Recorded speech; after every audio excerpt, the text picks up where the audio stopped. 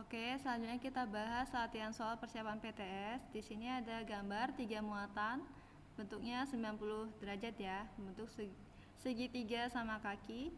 Ditanyakannya adalah besar gaya listrik yang dirasakan pada muatan 2 mikrokulom. Di sini 4 mikrokulom, di sini 3 mikrokulom, maka di sini 2 mikrokulom.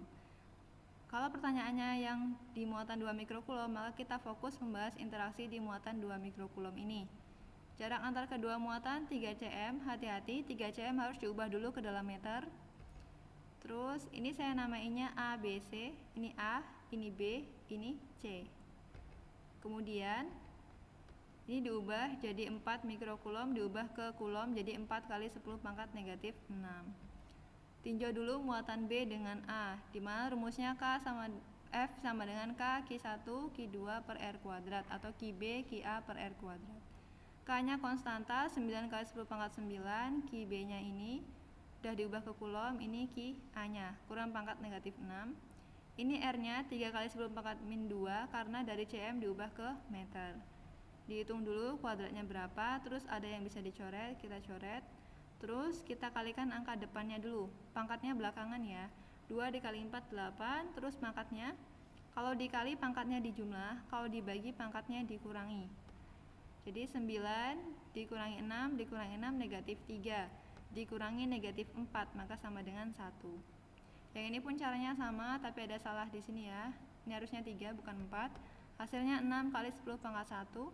Karena dia membentuk sudut 90 derajat, maka gini, selesaikan dengan rumus Pitagoras atau rumus vektor biasa hingga akhirnya ketemu hasilnya 100 Newton. Jawabannya D. Gitu. Tapi ada juga bentuk soal yang lain yang dia tidak menggambarkan muatannya, tapi dalam bentuk kata-kata seperti ini. Dua muatan sejenis masing-masing bermuatan 3 mikrokulom dan 5 mikrokulom. Suruh bayangin sendiri. Karena tidak dijelaskan sudutnya berapa, berarti mereka segaris. Terpisah pada jarak sebesar D. Jika gaya listrik yang dialami kedua muatan tersebut sebesar 150 Newton, maka besar D adalah. Jadi nggak selalu soal itu menanyakan berapa gaya listrik atau gaya kulomnya. Mereka bisa juga menanyakannya jarak antar kedua muatan. Di sini jarak kedua muatan sebesar D. Terus ditanya D-nya itu berapa gitu. Pertama, tuliskan dulu rumusnya apa. F sama dengan K Q1 Q2 per R kuadrat. Masukkan nilai-nilai yang udah ada. Terus D-nya pindah ruas ke kiri, jadi pengali. Ini dihitung. Nah, 135 itu hasil dari 9 dikali 3 dikali 5. Kali 10 pangkat 3 dari mana? Pangkatnya ini. Terus hasilnya 0,9 kali 10 pangkat 3. Karena D-nya kuadrat, maka D sama dengan akar 0,9 kali 10 pangkat 3. 0,9 kan agak susah kita mengakarkannya. Boleh dibuat jadi 900 kali 10 pangkat negatif 6. Terus diakar jadi 30 kali 10 pangkat 3. Kalau diakar, pangkatnya ini sama dengan dibagi 2. Gitu. Maka D sama dengan 3 kali 10 pangkat negatif 3. Gitu ya. Lanjut, kalau misal soalnya kayak gini. Tentang energi listrik, sebuah ketel listrik dihubungkan ke baterai 12 volt. Jika elemen pemanas memiliki hambatan sebesar 12 ohm, maka energi kalor yang dihasilkan selama 10 menit adalah. Waktu itu saya udah bahas materi tentang energi listrik, di mana rumusnya ada 4 macam untuk mencari energi. Lalu kita pakai rumus yang mana? Carilah rumus yang paling mendekati atau paling mudah bisa langsung ketemu energinya. Misal kita mau pakai rumus yang pertama, W sama dengan Q kali V.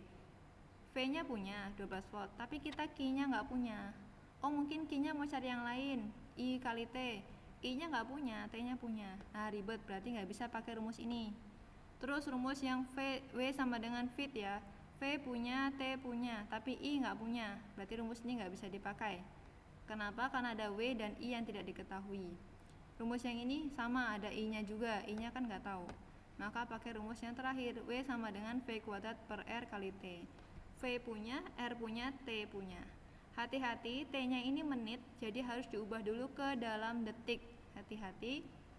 Terus 60 menit itu dikali 1 menitnya 60 detik. Jadi 10 menit kali 60 detik. Hasilnya 7200 joule gitu. Gampang ya.